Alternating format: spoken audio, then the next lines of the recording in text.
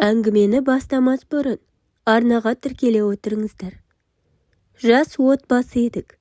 Үйленгенімізге 1 ай болмай жатып, күйеуім вақтыға кетті. Есімім Жансая. Қаланың қызымын. Қарапайым отбасынан шыққанмын. Күйеуім де қаланың баласы. Ол да мен сияқты қарапайым отбасынан шыққан. Екеуміз колледж қабырғасында таныстық. Жалындаған жастық шақ бір көргеннен ұнатып, бір-бірімізден кете алмадық. Күйеуім есімі Айдос. Колледжде өте белсенді еді. Көптеген сайыстарда өзін жақсы жағынан көрсетіп жүретін.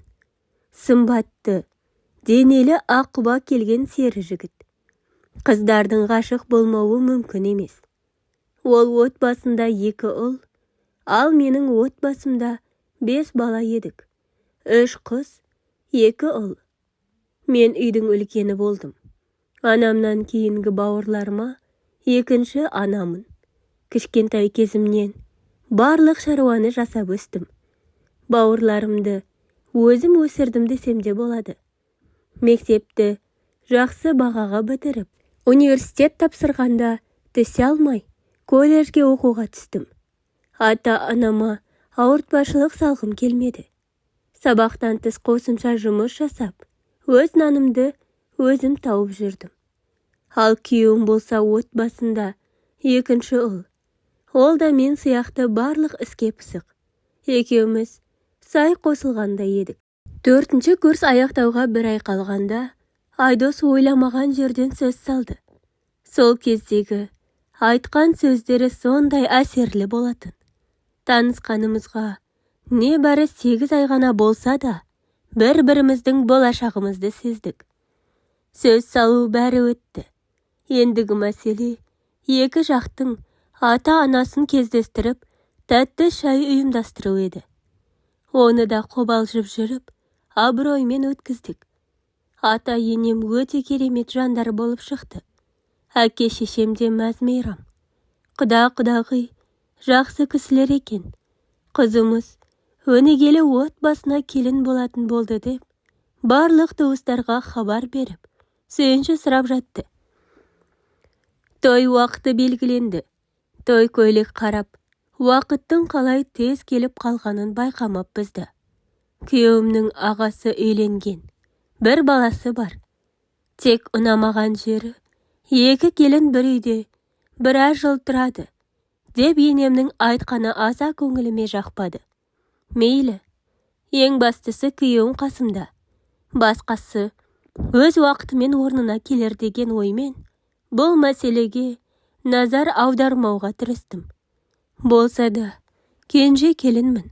Шаңырақ иесі де мен боламын. Араға 2 ай салып, тойдың уақыты зымырап келіп жетті. Ұзату тойым ойдағыдай өтті. Үйлену тойды да абыроймен өткізіп алдық. Міне, енді нағыз келіндік өмір басталды. Абысыным және енем өте керемет жандар. Білмегенімді үйретіп, қолдау білдіріп, өз көмектерін беріп жатыр. Тек күйеуіммен алғашқы неке түніміз мен ойлағандай болмады. Иә, арасында романтикаға толы кино көретін едім.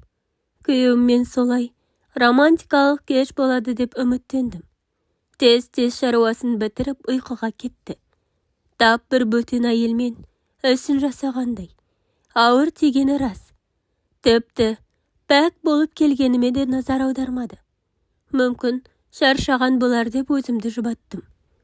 Күндер өтіп жатты. Күйеуім төсекке анағұрлым жақын емес екен. Мүмкін ауырып жүрген шығар, деп өзімді тағы да жұбатудамын. Қайнағам мен абысынымның бөлмесі біздің бөлмеге жалғасып кеткен. Яғни қатар бөлме. Кейде олардың махаббатқа толы дауыстары жүйкеме тиетін. Бірде күйеуіме ренжіп, өтірік ұйықтаған кейіп таныттым. Сол күні абысын мен қайнағамның дауыстары шығып жатты. Ең сұмдығы, күйеуім қабырғаға құлағын тосып, өзін қолмен қандырып жатты. Иә, өз көзіме өзім сеналар емеспін. Ұсталып қамайын деп, дыбыс шығармауға тырысып, Күйеуімнің мені қаламайтын іштей сезіп еріксіз көз жасым жастыққа төгілді. 8 ай бойы сүйдім, күйдім деген сезімдері қайда? Әлде мен нені дұрыс жасамай жүрмін деген секілді сұрақтармен таңға дейін ұйықтамай шықтым. Таң атқанша көз ілмедім. Түндегі оқиға көз алдымнан кетер емес. Сонда күйеуім абысынымды ұнататын болды ма деген арам ойда санамды жаулап алды. Ол кәрі әйел менен 10 жасқа үлкен. Менен қай жері артық оның? Ішкі даусым айғайлап, санамдағы неше түрлі ойлар жеп барады. Бәсе, неге маған жоламайды десем, барлық былықтың басы енді ашылғандай. Жалпы күйеуім түнгі ләззатты бере алмағаны болмаса, өте жақсы адам. Бар қалауымды жасайды.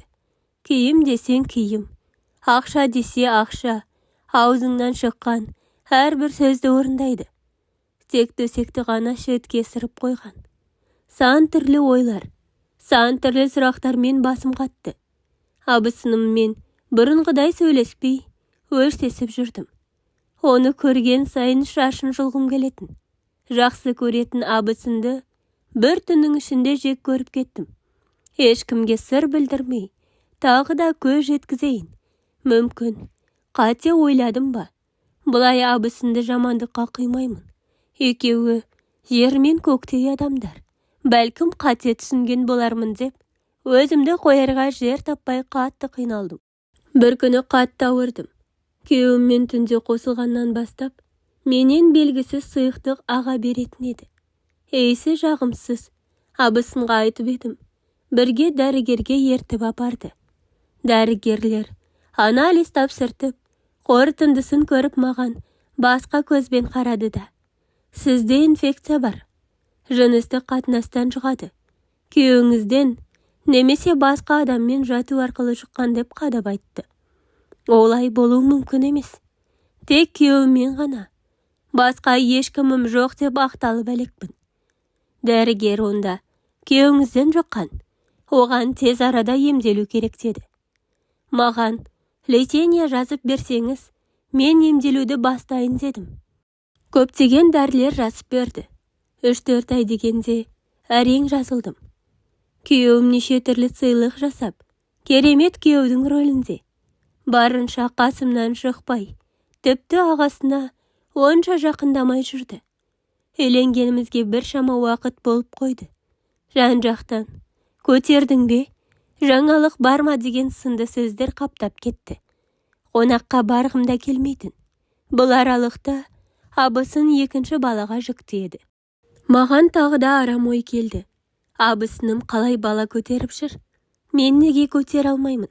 Әлде абысынның басқа біреуі бар мекен деп жүрдім. Сұрауға ұялдым. Бірде әңгімеден әңгіме ұласып кетті. Ұят болса да сұрадым.